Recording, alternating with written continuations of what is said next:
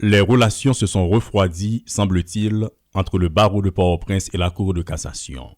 À la base, le refus des agents de l'ordre d'accepter qu'une délégation d'avocats ait accès à la salle où se déroulait la cérémonie de l'ouverture de l'année judiciaire le 5 octobre dernier.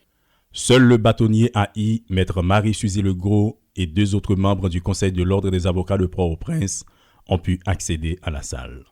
Le non-respect de la traditionnelle participation des avocats à cette cérémonie est une hérésie, selon maître Paul-Rachel Cadet, porte-parole du barreau de l'ordre des avocats de Port-au-Prince.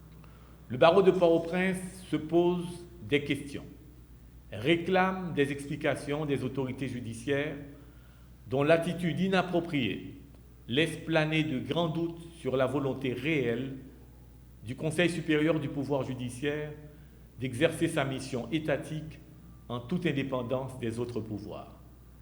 C'est tout le contraire qu'on peut présager si l'on se réfère à la manière théâtrale et unilatérale dont s'est déroulée l'ouverture des tribunaux.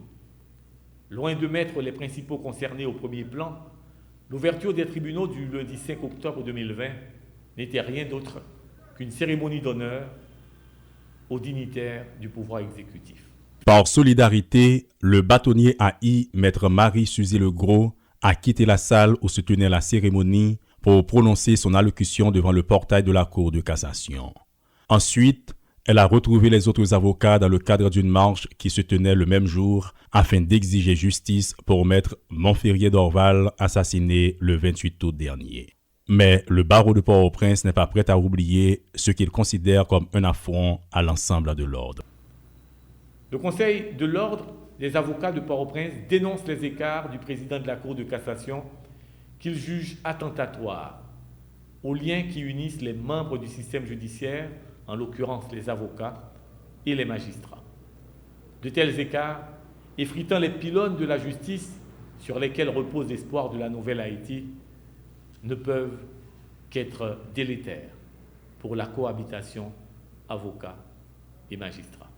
Le Conseil de l'ordre des avocats de Port-au-Prince dit prendre note de cet incident et invite la Cour de cassation à s'expliquer davantage sur la question tout en assumant ses responsabilités face au tribunal de l'histoire.